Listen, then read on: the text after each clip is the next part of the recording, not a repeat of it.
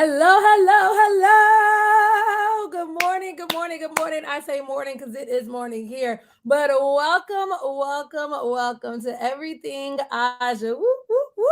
This is our Chatted Up Saturday, and in lieu of it being summer vacation, we are in the middle of our Use Your Summer Wisely challenge. This means that each and every Saturday morning at 10 a.m.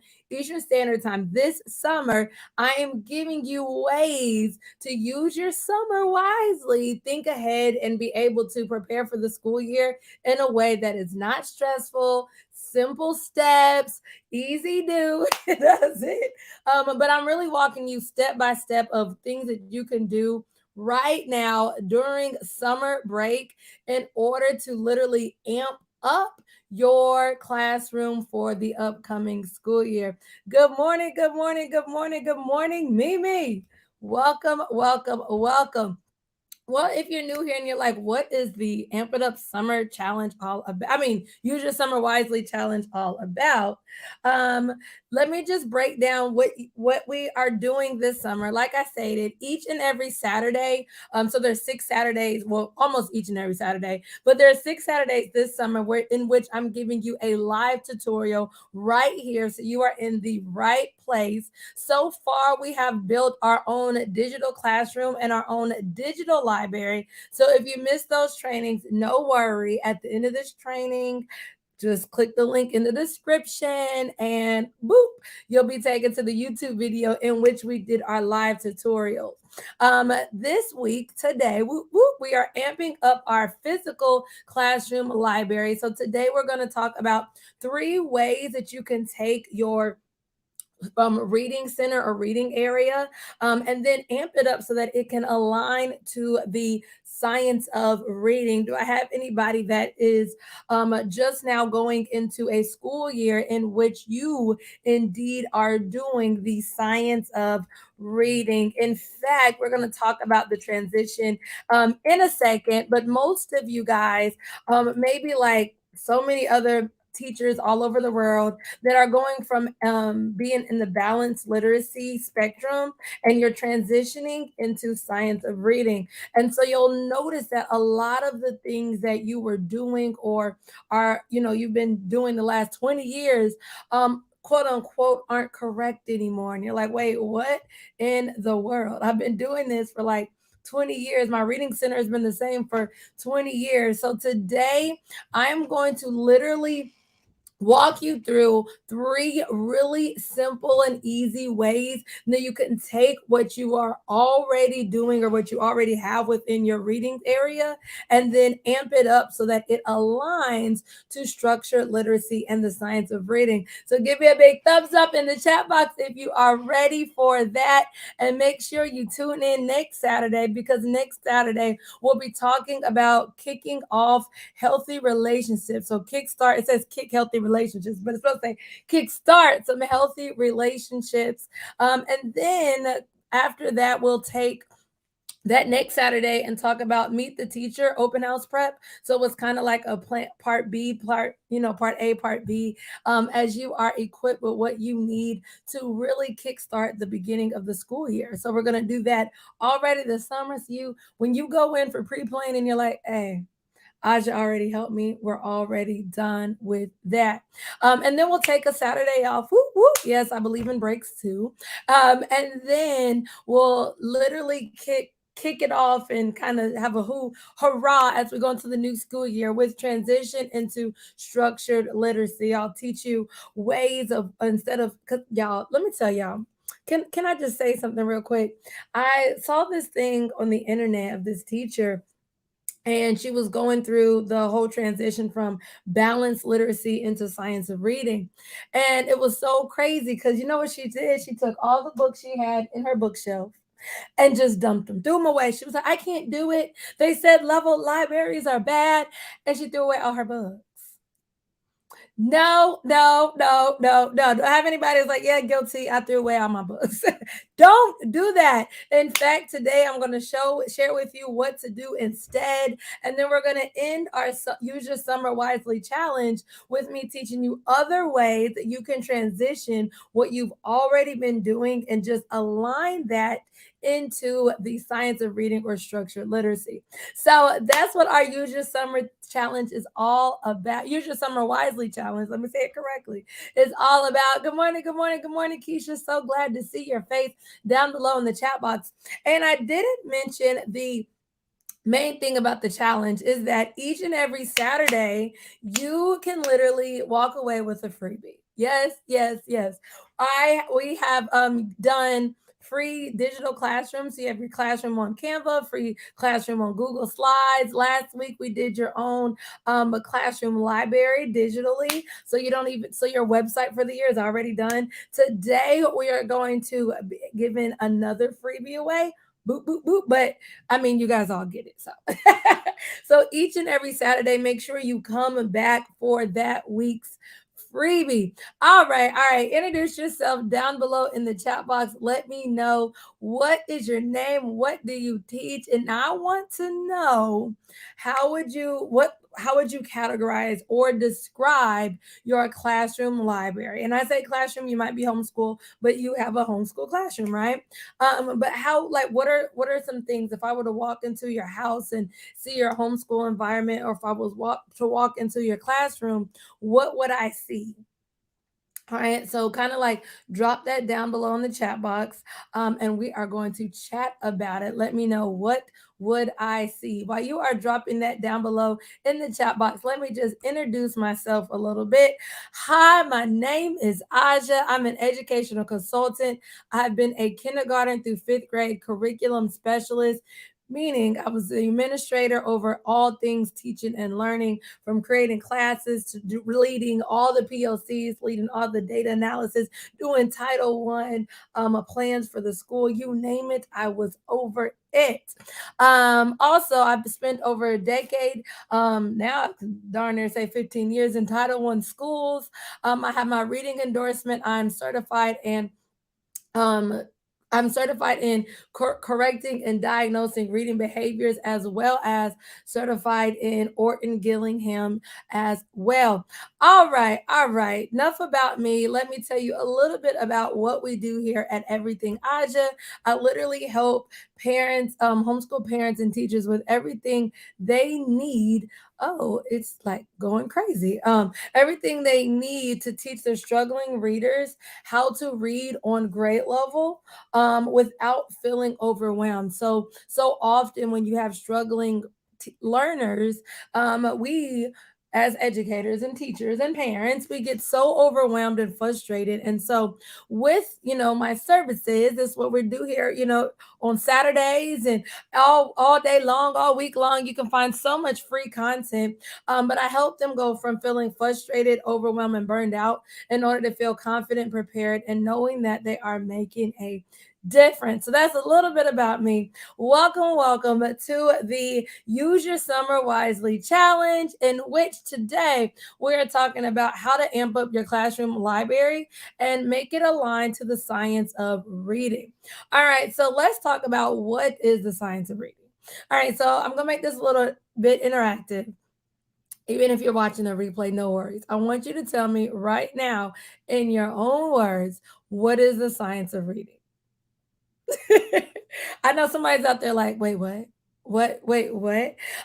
Especially for those that have been following me for quite some time, you might have found me from my science of reading videos.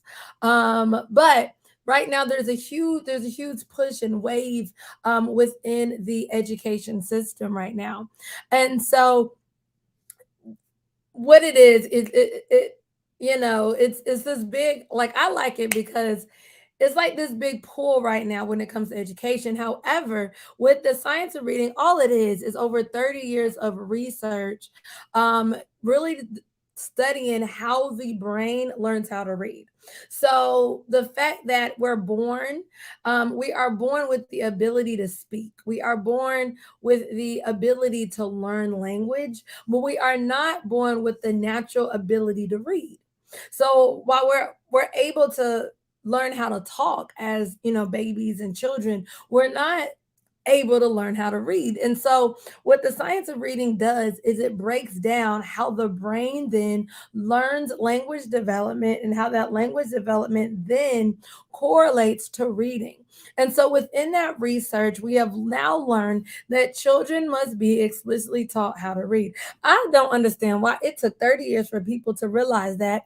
Hello, I'm so thankful that in my educational background, and I've had in 3 degrees of early childhood education, I was in a school in which my principal already knew that. She was like, look, we have so many struggling readers. And so I was Orton Gillingham trained before the world was on Orton Gillingham back in 2012.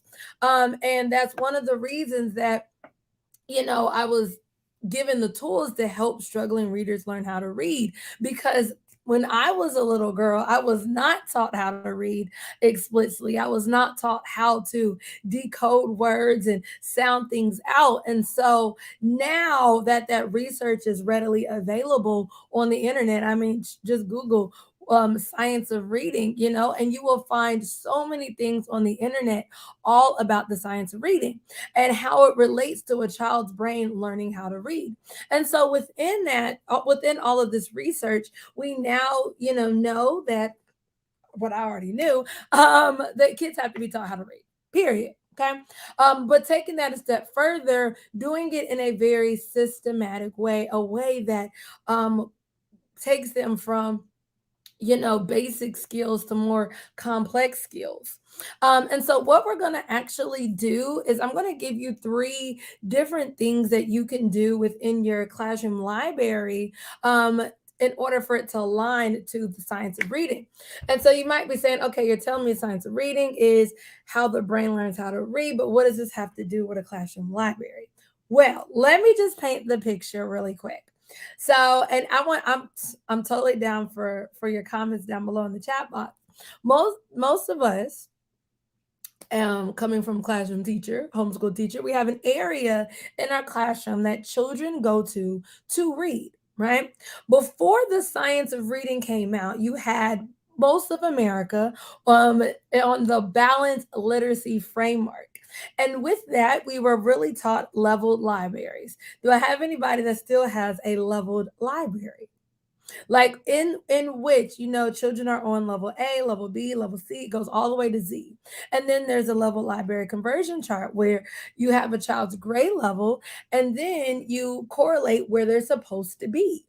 And so often as a teacher going into telling parents like, oh, your baby is behind, they're supposed to be on a level L, but instead they're on level B, and this is what you should do, and what I'm trying to do to catch them up. Anybody ever had that rough conversation? Like you have that conversation with them, and quite frankly, parents on the parent side are like, well, what does that mean? Like, so what do I need to do? Everything? Like, and it was very confusing because what is a level L? Like, what does that actually mean? Well, now with all of the science of reading research, we now know, okay, we need to speak to the actual skill that child is struggling with.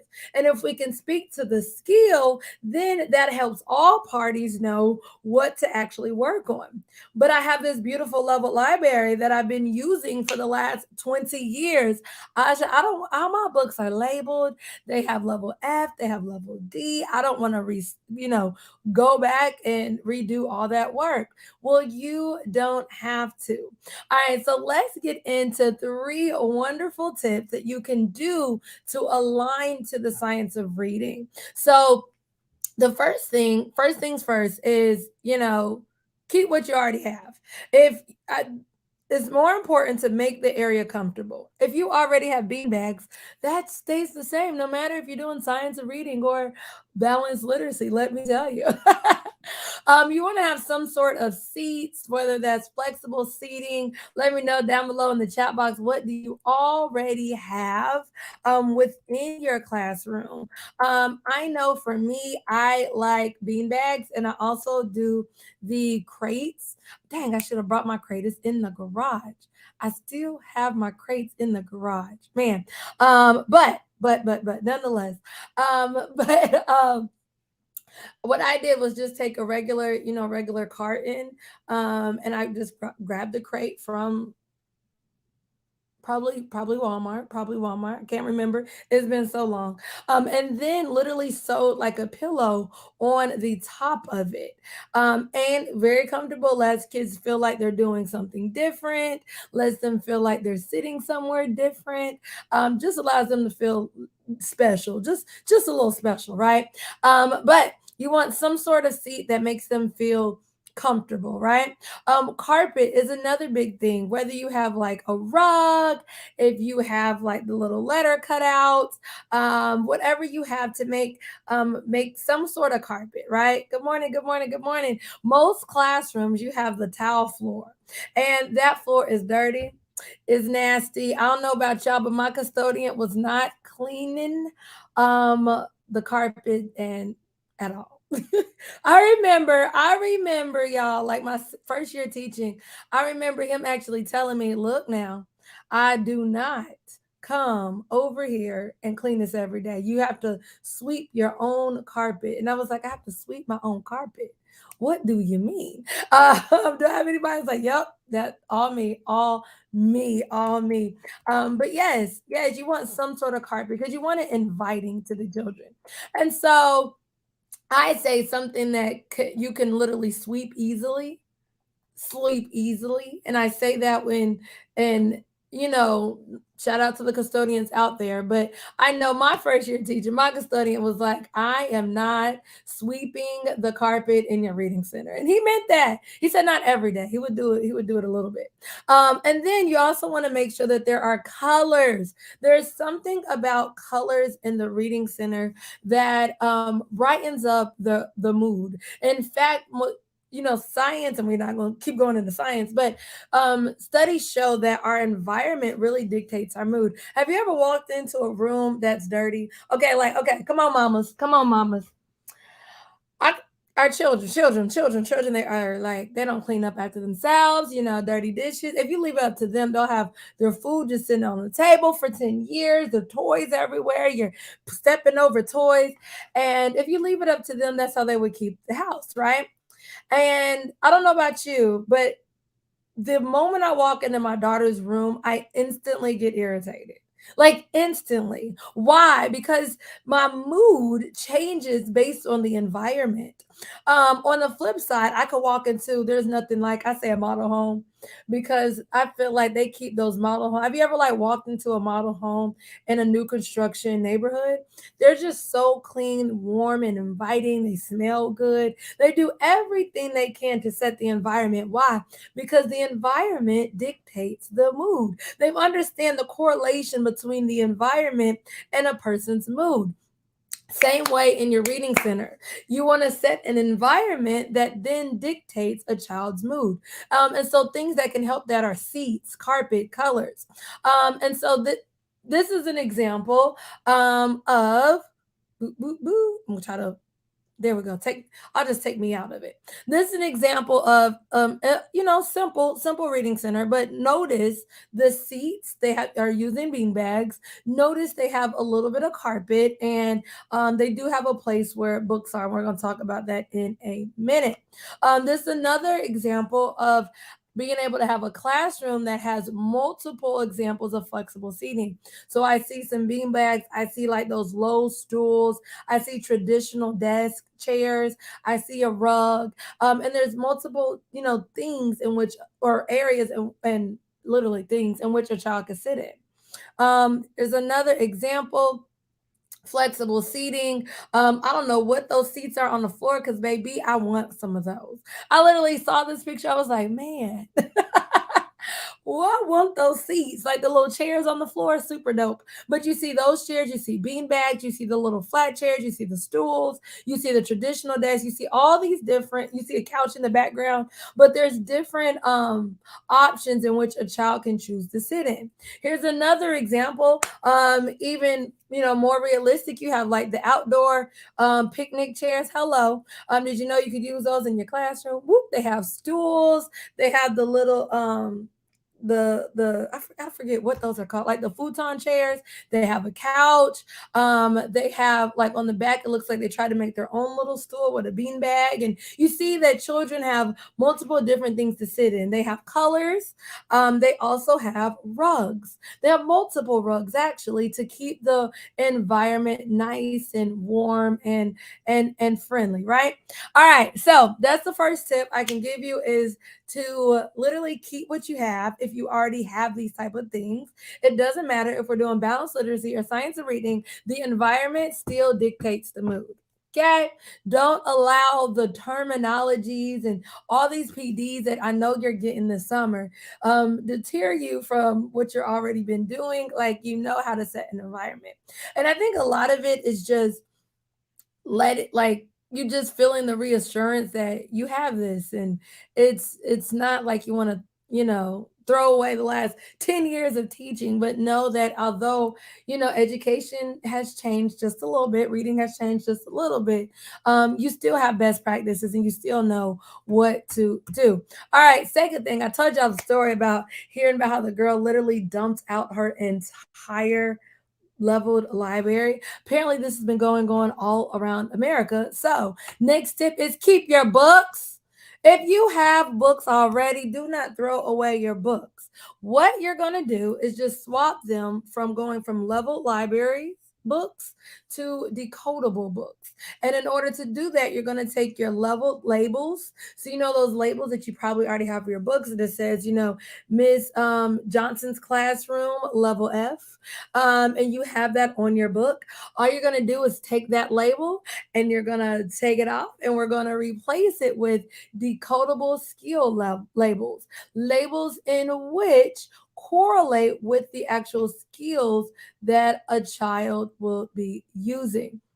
So what we'll do is keep your books, keep your books, keep your books, keep your books. Everybody say keep your books. And then we are going to literally label them with decodable skills. So I know you probably already have your labels, level, A through Z, but we're now going to use decodable skill labels. So you're going to take these labels that you already have on your bins and you're going to take them off.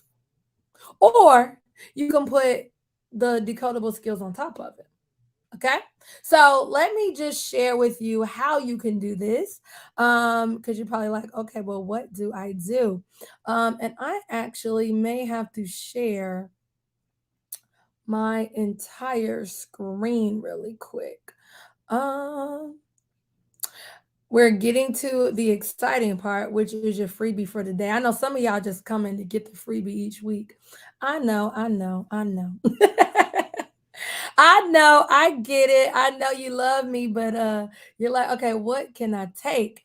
All right, so I created for you guys Science of Reading aligned classroom library labels. All right, so we just talked about labeling the books and keeping the books that we already have. And all you have to do now is just relabel them. Okay, so literally you're going to create Science of Reading aligned classroom library. And so there are three different type of labels in here. You have the labels for the actual bins that you probably already have. If this is your first time, the first year teaching, welcome to education, y'all. Um, you might have to go buy some bins, but you're gonna keep the bins that you already have. And then what we're gonna do is kind of replace the labels. So these are the labels that you would put on the bin. So where you had, level A, level B, level C, level D, level R, level Q, instead you're going to put short vowels, single consonants, consonant digraphs, and R controlled, silent E. You're going to put these new labels on your existing bins. All right. Then once you have those, good morning, good morning, good morning, good morning. Once you have these labels on your bins that you already had, now you're ready to actually label your books. So on the front of the book, just like right here, you can put the actual skill that that book goes over.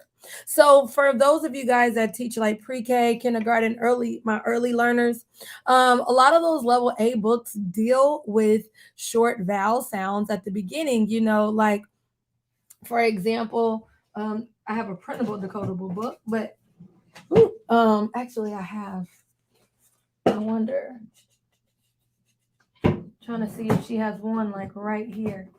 Okay, they're in my daughter's bookshelf, but she like uses these printable decodable books. But let's say this is a hardback book. This literally goes over short E. So what I would do is on the book that goes over short E, I'm simply going to label the short vowels. Now you can put in general short vowels on that book. You have that option as well. Or I can actually put short vowel E. Like it gives you the label for that particular book. And so then when I go into my curriculum, hey, use your summer wisely now. When I get to that point in the curriculum, kids already have the books within their library that correlate with the skill that we're already teaching. Same thing, same thing. Let's say you're going over CVC words and you have gone over all of the short vowels. Well, then you just put short vowels on a book that covers all of those vowels, right? And we could take it even further. Where are my upper grades? All right. So a lot of your books are probably dealing with affixes and multisyllabic words, meaning it has three or more syllables. Maybe you have diphthongs from my second grade, vowel digraphs, or better known as vowel teams, from my second grade and up. You have these kind of books, right? These are their quote unquote on level books from, dealing with balanced literacy. So now what you're going to do are take these little labels, and you can go specific if you want to, or you can be broad. I mean, you can be as broad as literally labeling the book vowel digraphs, or labeling the book diphthongs, or labeling the book affixes and multisyllabic. But if you wanted to take it a step further, you could actually label consonant LE, diphthongs, the oi sound, diphthongs, the all sound.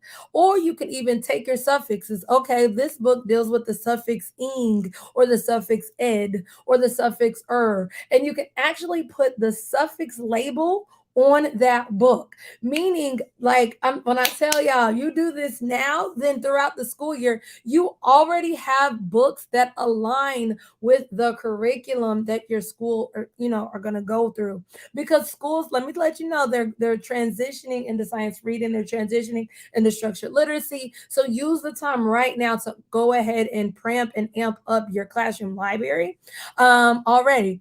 We also have prefixes. Oh, this book really deals with these prefixes. Also, for my second grade, I was talking about you guys.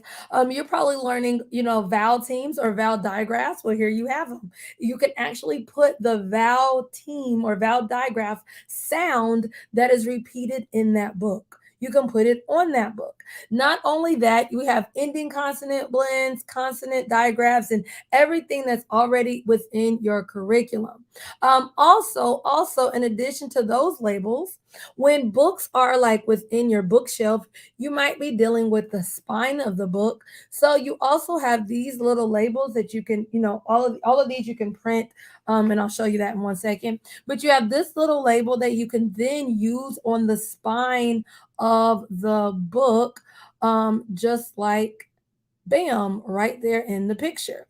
The cool thing about these are you literally can print them on Avery labels and then go ahead and put them on your books. And then the bin labels, you can use the bigger Avery labels. You can use those. But all right, all of that is done for you. Whoop, whoop, done for you. So you have all of those labels within your Use Your Summer Wisely challenge. Bam. So you're going from your leveled labels, taking those off, or just covering them with the labels that we just went over. Hey, sounds good. Sounds good. Sounds good. All right. So now you have you went from a level library to a decodable library. And now all your books are aligned to the decodable phonics skill that's covered in that book. You can also, you don't not necessarily, because some schools are still doing both. I am one that you might hear me say don't throw out the level library at all. But what I would do is you can also have both labels on your books. Like if your books are already labeled, like let's say you have your leveled library already been doing it for 20 years, like I said, you don't want to change that. Well, you just use these labels and add these labels to the level library that you already have. And instead of taking the label off, instead of, removing it, you're just adding to it. So you're taking the labels and the books that you already have, and you're just adding the decodable skill on top of that level library. So now you almost have a two for one, and you have like the balanced literacy and you have the science of reading going on, and everything just kind of correlates. You also can do that as well. That way, like when you take, I don't know if anybody takes, like, if your school is still requiring you to do like BAS or anything that's going to give them the actual level, their levels, then you still align to that, and then you also align to the actual skill in which that book addresses. So you have your labels for the level library, and that you may already have, and now I'm giving you science of reading aligned labels. And did I mention, I may not have mentioned this, but all of this is completely free to you. Completely free. In the description, you can literally get all of these labels for free. This is a part of the Use Your Summer Wisely challenge. Whoop, whoop. So make sure you grab your labels, grab your labels, grab your labels. They're free for right now during this challenge as we use your summer wisely. Bam. Um, all right. And we're not even going to keep you guys long today because we are already rocking and rolling. The third tip is to be extra. Be extra. And I want you to let me know down below in the chat box what are some of the things that you do that are extra. So within your science of reading aligned classroom, think about the decor. That's the decoration that you put around your classroom, the decoration that gives it that extra little oomph. What are some things that you can put around your classroom to give it that warm and fuzzy feeling, right? um for me, I'm really extra. Really, really, really, really extra. And I'm all about a theme. I'm all about a theme. In fact, in my classroom, I themed my classroom with like an iPhone. And so like everything related to iPhone. Even on the classroom library, it was I pick a good book, and it was like instead of iPhone, it was like I pick, and it had all of that extra stuff. But nonetheless, whatever your theme is, carry that theme on out. Like carry that theme all the way, I mean, to its entirety, whatever your theme is. Also, in addition to just being extra, quote unquote, I also, uh-oh. There we go.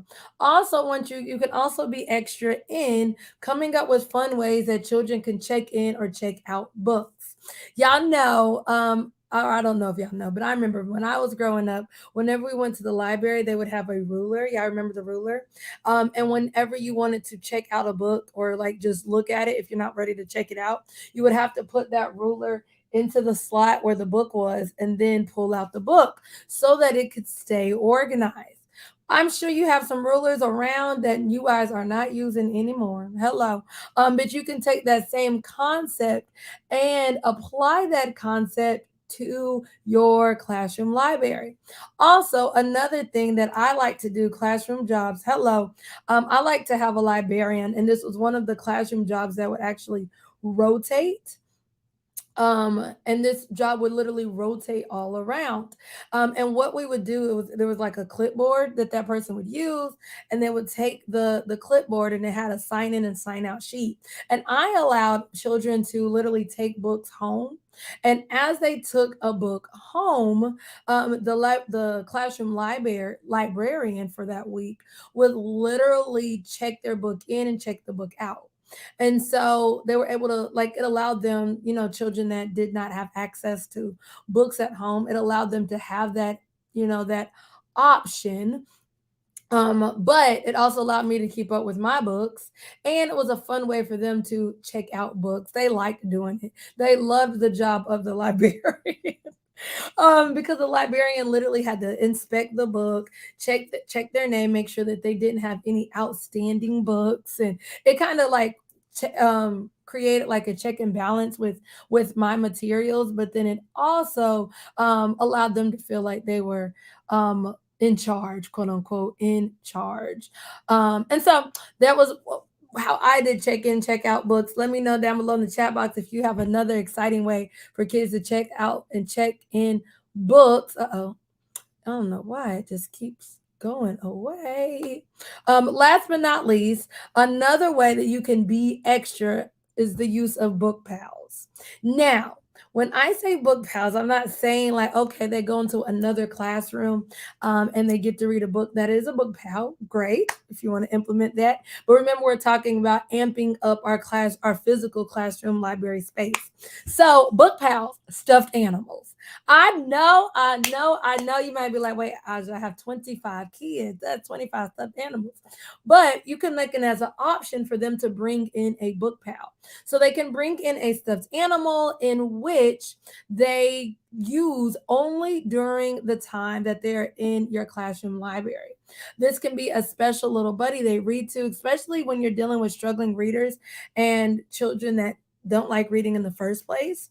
Having that extra little Charlie Brown security blanket not only gives them the comfortability they need, but it also can help amp up their confidence because they can read to their book pal. That's who they're reading to. And you can even tell them, your book pal, they could read your mind. So as you read the book in your mind, they can hear you read. What? And you can do things like that. Other things you can use are manipulatives. I know I love the little telephone. I'm actually going to do a video just on the telephone in and of itself. But that little telephone, they actually sell it at Dollar Tree now. Woo, woo. Back in my teaching days, we would have to go to Lowe's and Home Depot and get the little PCP pipes to create the telephone. But that allows children to be able to hear themselves read. And you can have those within your classroom library as well. But think about ways that you can be extra, right? Just that's what we're talking about, being extra ways for them to feel welcome into that classroom library. This picture, we saw it earlier. This picture I feel like is extra because if you notice, they have the decor, they have an actual tree that will intensify children to want to come over here and read in their reading center. They also have a place where they have their books labeled. Now, would this be science and reading aligned? A lot of these, actually, a lot of the pictures I'm about to show you are not aligned to the science of reading. They were leveled books that correlated with balanced literacy. And this is why we've already covered how you are going to take these leveled books and amp it up to align it to the science of reading. But I want to show you the ambiance of the reading center. Just imagine the labels actually aligning to decodable skills. All right, so this classroom teacher, they had the extra the palm tree. This classroom had the flexible seating. This classroom flexible seating. Of course, let me know in the chat box, what would you add? Access to books. I don't see books. I don't see labels. I don't see any of that, but they do have the flexible seating.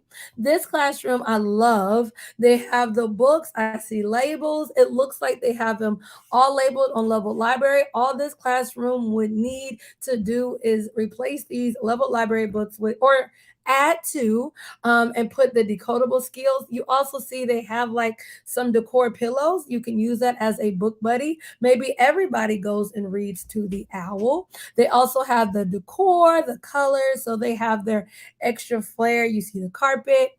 This classroom has their books leveled by interest and by reading level. So I would literally just go into this classroom and put in the decodable task. So I see Splat the Cat. I love that book. I will go in and actually put the labels that correlate with the skill that would be taught in the book Splat the Cat.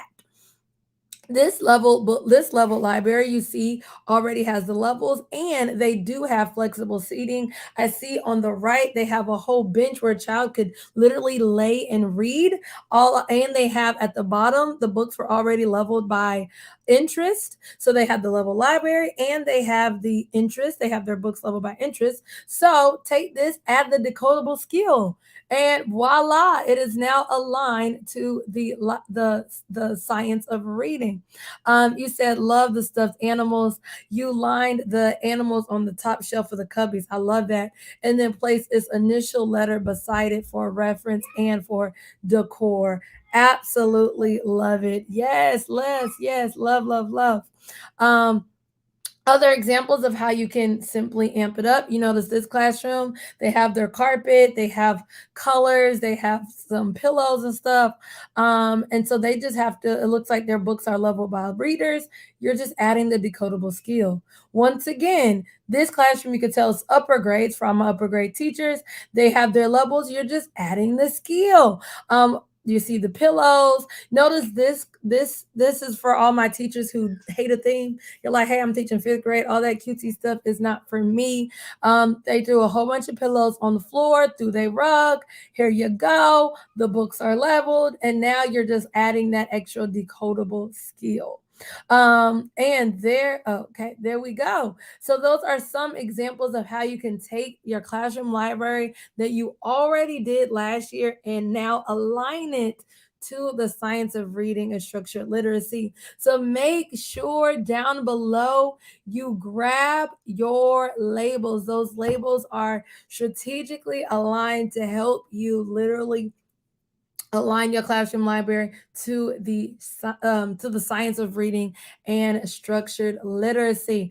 Well, don't forget to tune in next Saturday as we literally start to prepare for the next school year. We're going to kickstart healthy relationships as we talk about building relationships with our children and things that we can do to literally kickstart those relationships even now in the summer. Thank y'all so much for tuning in. If you have not introduced yourself down below, introduce yourself. And I will see you next Saturday in our Use Your Summer Wisely Challenge.